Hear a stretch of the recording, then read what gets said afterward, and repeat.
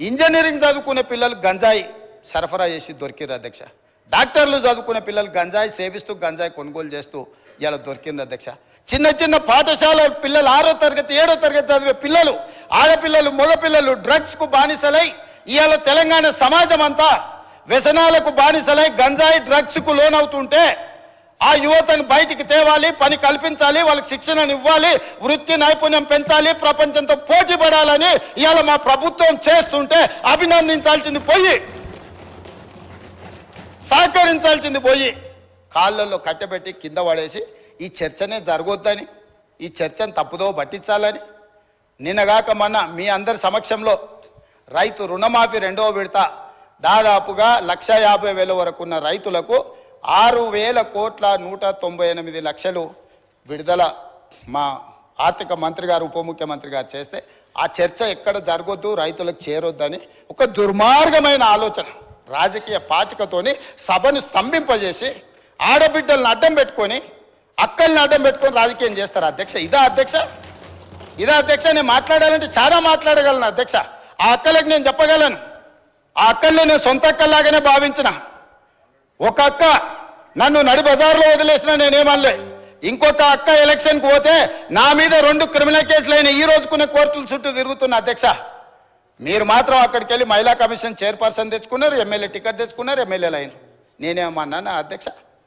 నా మీద కేసులు తీయాలని, అరే తమ్ముడు నా ఎలక్షన్కి వచ్చిండు ఆయన మీద ఎందుకు కోపం, కేసులు తీయండి అని ఎప్పుడని చెప్పిండ్రు అధ్యక్ష?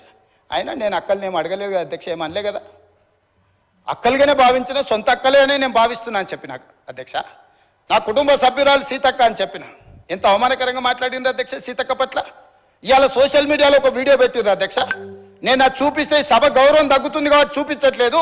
ఇవాళ సీతక్క అక్కడ నించుంటే వెనకాల నుంచి ఒక సభ్యుడు వచ్చి ఇంకొక సభ్యుడితో మాట్లాడుతుంటే ఇవాళ టీఆర్ఎస్ నాయకులు సోషల్ మీడియాలో పెట్టిన మీమ్స్ చూస్తే మీరే ఆ వేదిక మీద నుంచి వచ్చి చెప్పు తీసుకొని కొడతారు అధ్యక్ష. వాళ్ళను చేత్తో కూడా కొట్టారు. ఒక ఆదివాసి బిడ్డ, ఉద్యమాల నుంచి వచ్చిన బిడ్డ, పేదల కోసం కొట్లాడుతున్న సీతక్కను అవమానించే విధంగా ఇదేనా మీ నీతి, మీ జాతి? ఇందుకోసమేనా మీరు ఇవాళ ఇట్లాంటి రాజకీయాలకు పన్నుతారా? ఆమె దళిత, ఆమె ఆదివాసి ఆడబిడ్డ కాబట్టి ఆమెను అవమానించవచ్చా? ఇవాళనే అక్కలకు చెప్పదలుచుకున్న ఈ వేదిక మీద నుంచి, అక్క ఎవరి ఉచ్చులో పడి మీరు తప్పుదో పడుతుండ్రో వాళ్ళని నమ్ముకున్న సొంత చెల్లెలు తిహార్ జైల్లో ఉన్నది అక్క. సొంత చెల్లెలు తిహార్ జైల్లో ఉంది అధ్యక్ష. సొంత చెల్లెల్ని తిహార్ జైల్లో పెట్టి ఢిల్లీకి వెళ్ళి మమ్మల్ని లోపలేకు, మా చెల్లెలు కావాలంటే ఇంకో 1 ఏడాది లోపల పెట్టని వేరే సారాలు చేసుకున్న నీచులు అధ్యక్ష వాళ్ళు. వాళ్ళ గురించి ఏందక్క మీరు మాట్లాడేది? ఈ అక్కల కోసం కొట్లాడింది నేను అధ్యక్ష, వాళ్ళు కాదు. కాబట్టి ఆ అక్కల పట్ల నేను మహిళల పట్ల గౌరవంగా ఉండేవాడిని, అక్కల్ని గౌరవించేవాడిని. మంత్రివర్గ సమావేశంలో కుర్చీ లేకపోతే కొండ సురేఖక్కనో సీతక్కనో వస్తే నేను లేచి కూర్చిచ్చిన ఎన్నోసార్లు ఈ అక్కలు ఉండ్రు. ఈ తమ్ముడు నేను నమ్ముకున్న అక్కలు మంత్రులై ముందు వరుసలు ఉండరా అధ్యక్ష. ఈ తమ్ముడిని నమ్ముకున్న అక్కలు మంత్రులై ఇక్కడ ఉన్నారు. ఆ దిక్కుమాల తమ్ముడు నేను నమ్ముకున్న అక్కల పరిస్థితి ఏముందో మీకు తెలుసు కదా అధ్యక్ష. సొంత చెల్లెలు జైల్లో ఉంది అధ్యక్ష. ఆ చెల్లె గురించి మాట్లాడారు. కానీ ఇవాళ రైతు రుణమాఫీని దెబ్బతీయడానికి, స్కిల్ యూనివర్సిటీ ఆలోచనను నిరుద్యోగ యువకులకు ఉపయోగపడకుండా అడ్డుకోవడానికి ఇవాళ మా మాదిగల సోదరుల ఆకాంక్ష నెరవేర్చడానికి ప్రయత్నం చేస్తే సభకు రారు అధ్యక్ష. ఇంతకుముందు మా సభ్యుడు బాగా చెప్పిండు అధ్యక్ష. ఒకనాడు దళితుని ముఖ్యమంత్రిని చేస్తా అని మోసగించిండు, ఉప ముఖ్యమంత్రి ఇచ్చి బర్తరఫ్ చేసిండు. అట్లాంటి పరిస్థితుల్లో శ్రీమతి సోనియా గాంధీ గారు శ్రీ మల్లికార్జున్ ఖర్గే గారిని జాతీయ అధ్యక్షుని చేసింది అధ్యక్ష. శ్రీమతి సోనియా గాంధీ రాహుల్ గాంధీ గారు తమర్ని స్పీకర్గా చేసి ఆ కుర్చీలో కూర్చోబెట్టారు అధ్యక్ష. మీరా కుమార్ గారిని లోక్సభ స్పీకర్గా చేస్తే తెలంగాణ రాష్ట్రం ఇచ్చింది అధ్యక్ష. మీరా కుమారి గారు నేరెళ్లలో దళితులను కరెంటు షాకులు పెట్టి కొట్టించి సంసార జీవితానికి పనికి రాకుండా హింసిస్తే పరామర్శించడానికి మీరా కుమార్ గారు వస్తే ఎయిర్పోర్టుల్ని అరెస్ట్ చేసిండ్రు అధ్యక్ష. అది వాళ్ళ నీతి, వాళ్ళ జాతి. ఇవాళ ఎందుకు రాడు అధ్యక్ష?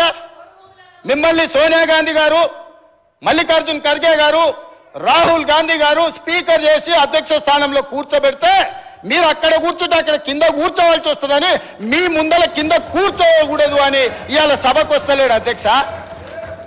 ఏ దళితునైతే ముఖ్యమంత్రిని చేస్తాను దళితులను మోసగించిండో, ఏ దళితుని ఉప ముఖ్యమంత్రిగా చేసి అకారణంగా బర్తరఫ్ చేసిండో, ఇవాళ వాళ్ళని అవమానించిన చంద్రశేఖరరావు మైకులో మాట్లాడాలంటే ఒక దళిత బిడ్డను లేచి అధ్యక్ష నాకు మైక్ ఇవ్వు అని అడుక్కునే పరిస్థితి కాంగ్రెస్ తీసుకొచ్చింది అధ్యక్ష.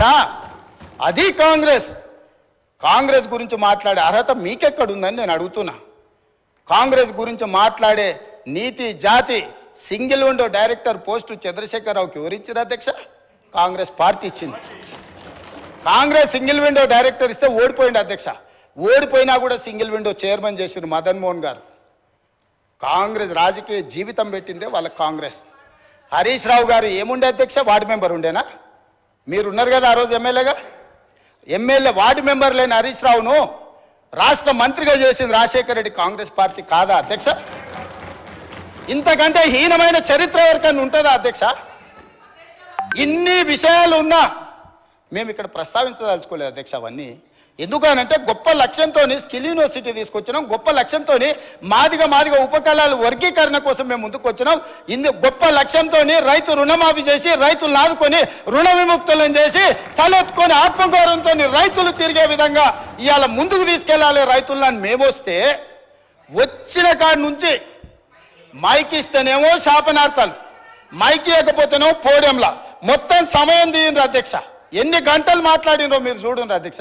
ఎందుకు నడిపినారు అధ్యక్ష? మీరు అర్ధరాత్రి వరకు 3:30 వరకు వాళ్ళకి మైక్ ఎన్నికనే కదా అధ్యక్ష. ఇది మీ గొప్పతనం కాదా? గతంలో బడ్జెట్తో పాటు గ్రాంట్స్ కానీ డిమాండ్స్ కానీ గిలిటన్ చేసి పాస్ చేసుకొని పోలేదా అధ్యక్ష? 5 సంవత్సరాలు నేను ఎమ్మెల్యేగా ఉంటే ఏ ఒక్కరోజు అక్కడ నిలబడనియలేదు అధ్యక్ష. లోపలికి వచ్చినప్పుడే మార్షల్స్ని పెట్టి గొర్రెలు నీడ్చినట్టు ఈడ్చి బజార్లో పడేసిండు అధ్యక్ష. మా సోదరుడు కోమటిరెడ్డి వెంకటరెడ్డి గారిని, మా మిత్రుడు సంపత్ కుమార్ గారిని శాసనసభ సభ్యత్వాలు రద్దు చేసి అన్యాయంగా చేయని శిక్షకు వాళ్ళను ఉరేసిండ్రు అధ్యక్ష. మేము అట్లా ప్రవర్తించినామా అధ్యక్ష? వాళ్ళు ఎంతసేపు అడిగితే అంతసేపు ధర్నా చేయనిచ్చినాం, అడిగి మాట్లాడినంతసేపు మైక్ ఇచ్చినాం, మంచి పనులకు సహకరించమని అడిగినాం. కాబట్టి ఇప్పటికైనా అధ్యక్ష పెద్ద మనసు చేసుకొని అక్కలు ఇక్కడ ఉన్నారు. ఇవాళ నిరుద్యోగ యువకులు మీ తమ్ముళ్ళు మీ పిల్లలు. కాబట్టి ఇప్పటికైనా ఇట్లా నిలబడి నిరసన తెలుపుడు కాదు. ఇట్లా నిలబడి నిరసన తెలపడం వల్ల అక్క మీకు మంచి పేరు రాదు. చెడ్డోని 10 ఇచ్చి వదిలించుకోవాలి, మంచోని 10 ఇచ్చి సావాసం చేయాలంటారు. అట్లాంటి వాళ్ళ సావాసం పనికిరాదు అక్క. నేను ఇప్పటికి కూడా చెప్తున్నా, మీరు బయట వాళ్ళు కాదు, మీరు మా అక్కలు, మా కుటుంబ సభ్యులు. మీ మంచి కోసం చెప్తున్నా, అక్కల క్షేమం కోరుకునే తమ్ముడుగా నేను చెప్తున్నా. నేను సమాజాన్ని చాలా చూసిన, చాలా కింది నుంచి వచ్చిన, గ్రామీణ ప్రాంతం నుంచి వచ్చిన, ఉమ్మడి కుటుంబం నుంచి వచ్చిన, నాకు అక్క చెల్లెళ్ళు అక్కలను అవమానించేంత నీచమైన జాతి నాది కాదు అధ్యక్ష. చెల్లెలు జైళ్ళు ఉంటే రాజకీయాల కోసం బజార్లలో తిరగటోని కాదు అధ్యక్ష నేను. అందుకే అక్కలతో పాటు వాళ్ళకు కూడా నేను విజ్ఞప్తి చేస్తున్నా, రైతు రుణమాఫీని అభినందించండి, మాదిగల వర్గీకరణకు సహకరించండి, ఆర్డినెన్స్ తీసుకొస్తాం అవసరమైతే, లేకపోతే ప్రత్యేక శాసన